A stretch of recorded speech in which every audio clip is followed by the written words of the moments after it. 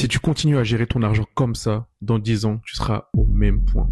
Au pire, tu seras littéralement endetté. Dans cette vidéo, je vais te montrer les 7 erreurs financières que font la majorité des personnes sur cette planète d'une manière totalement inconsciente et je vais te montrer comment les éviter. Aujourd'hui, dans cette vidéo, on va aller droit au but et je vais te montrer ces 7 erreurs qui sabotent littéralement ta réussite financière. Je vais te les détailler une par une pour que tu saches où tu perds ton temps, ta liberté et ton argent. Et à la fin de cette vidéo, tu sauras exactement ce qu'il faut changer pour passer du statut de dépendant à celui d'investisseur, d'entrepreneur libre qui développe son patrimoine sur le long terme. Et crois-moi, la 6e erreur est la pire. C'est celle qui m'a fait perdre énormément de temps et énormément d'argent. Erreur numéro 1, croire que ton salaire est ta richesse. La majorité des personnes sur cette planète confondent richesse et salaire. Ils pensent qu'avoir un bon salaire, c'est synonyme de réussite. Un salaire, c'est littéralement une dépendance qui est maquillée. C'est de l'argent qu'on te donne pour que tu restes à ta place. Ton salaire te permet de survivre, pas de t'émanciper.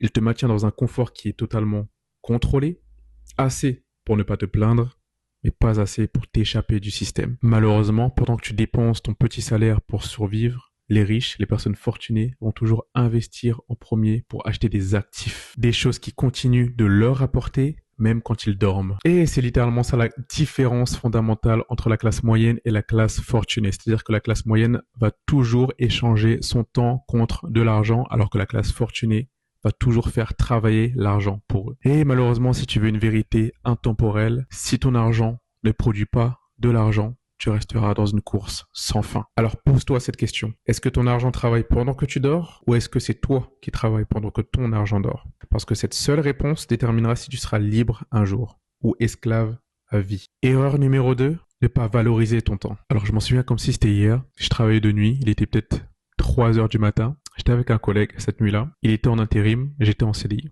Donc on travaillait de nuit. Il m'a dit une phrase qui m'a vraiment marqué, qui m'a vraiment impacté. Il m'a dit: toi au moins, tu as de la chance, tu as un boulot stable et tu es en CDI.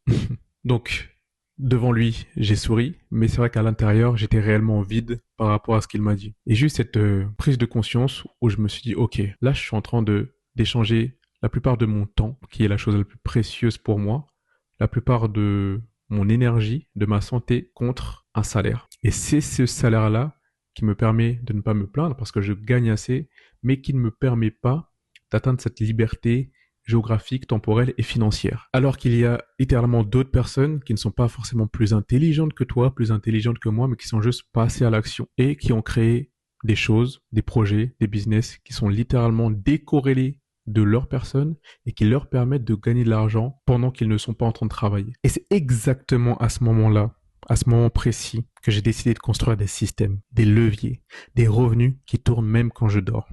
Parce que je le dis franchement, si ton argent ne travaille pas pendant que tu dors, alors c'est toi qui continues de dormir pendant que les autres bâtissent leur liberté. Écoute bien parce qu'il y a très peu de personnes qui en parlent sur les réseaux et c'est littéralement la formule exacte que les personnes fortunées appliquent sans jamais te la révéler.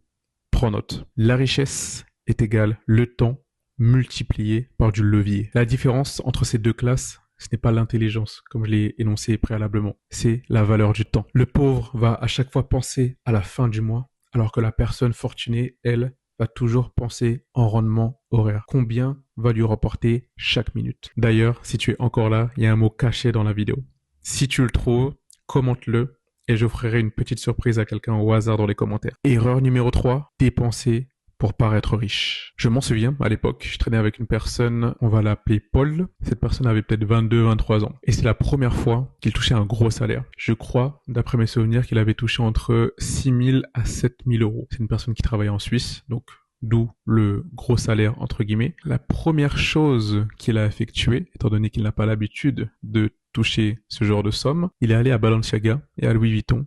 Il a dépensé pour plus de 3 000 euros de sapes, de sacs, de vêtements, de produits de luxe. Et c'est là que je me dis, ok, ce mec n'a pas forcément la bonne éducation financière.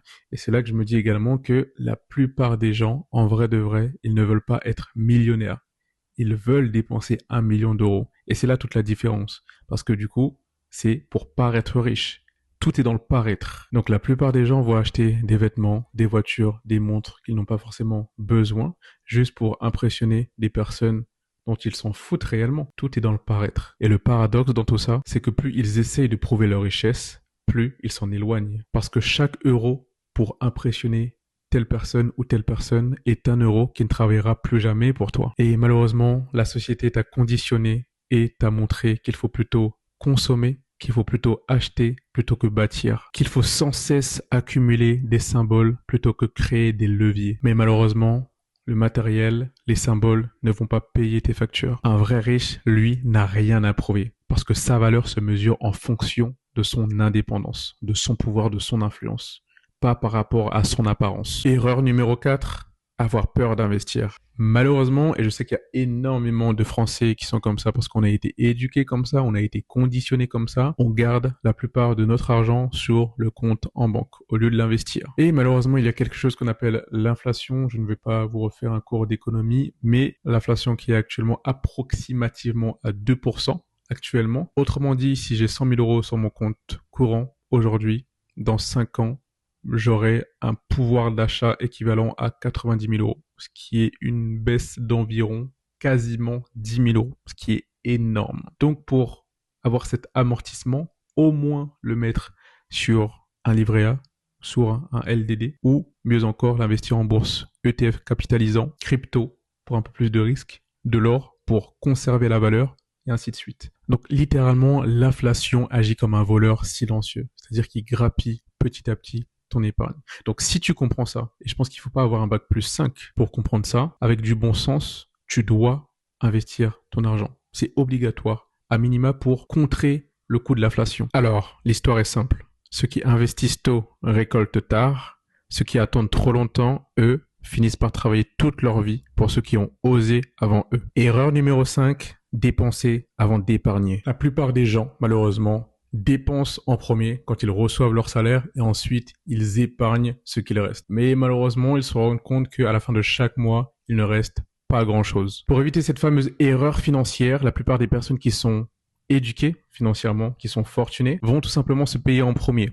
Autrement dit, quand ils reçoivent leur salaire, leurs dividendes, leurs bénéfices, ils vont soit investir, soit mettre de côté, soit se former financièrement. Et je vais t'expliquer une chose que la plupart des personnes n'arrivent pas à comprendre du premier coup. Ce n'est pas une question de montant, c'est plutôt une question de discipline financière et mentale. Même 10 ou 20 euros par semaine, c'est déjà très bien. Ça envoie un message à ton cerveau en te disant, OK, là, je fais un acte d'investisseur, même si ce n'est pas 10 000 euros par mois, mais au moins, tu apprends à avoir cet automatisme tous les mois d'investir en toi et faire de l'investissement sur le long terme. Elle te force réellement à retarder cette fameuse gratification et à avoir cette discipline mentale et financière. D'ailleurs, si tu souhaites avoir d'autres conseils, d'autres stratégies pour développer tes investissements et tes business, n'hésite pas à t'abonner à cette chaîne. On va parler que de ça dans les prochaines vidéos. Erreur numéro 6, ne pas se former financièrement. Je sais que cette phrase ne va pas parler à tout le monde, mais tu ne peux pas t'enrichir avec les mêmes connaissances qui t'ont maintenu dans la pauvreté. L'école t'a toujours appris et t'a toujours conditionné à travailler pour de l'argent, à échanger ton temps contre de l'argent. La chose la plus précieuse au monde, tu l'échanges contre un bout de papier. Malheureusement, pour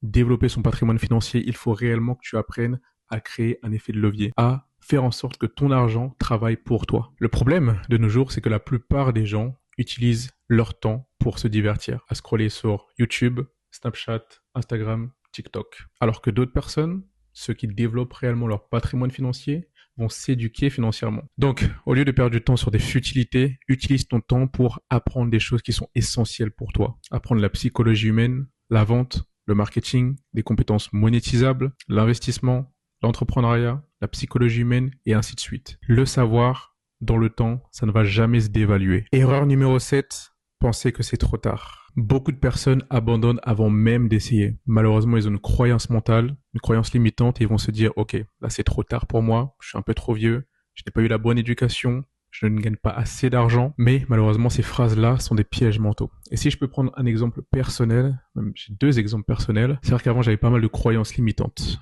Premier exemple, c'est vrai que j'ai grandi et je suis né dans la campagne, dans la Cambrousse. Et c'est vrai que quand tu viens de la campagne, il y a pas forcément de personnes ambitieuses autour de toi.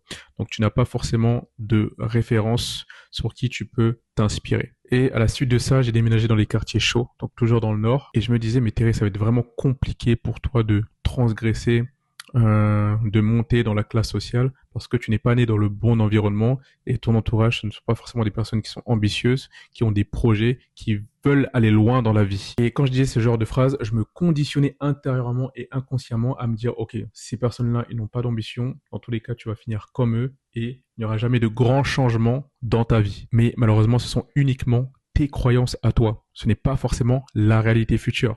Donc, certes, si tu penses avec conviction personnelle que tu vas rester au quartier ou à la campagne en ne faisant aucun projet dans ta vie, bah malheureusement, tu vas l'être.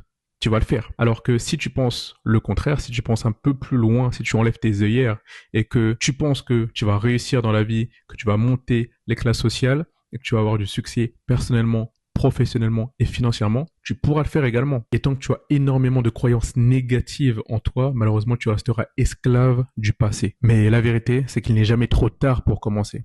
Il est seulement trop tard quand tu décides d'arrêter d'y croire. Tu n'as pas besoin d'avoir commencé jeune. Tu as juste besoin de commencer maintenant. Si cette vidéo t'a parlé, n'hésite pas à liker et à t'abonner. Ça me permettra de me développer et de continuer à faire ce type de vidéo. Et n'hésite pas à me dire dans les commentaires laquelle de ces 7 erreurs tu vas corriger dès maintenant.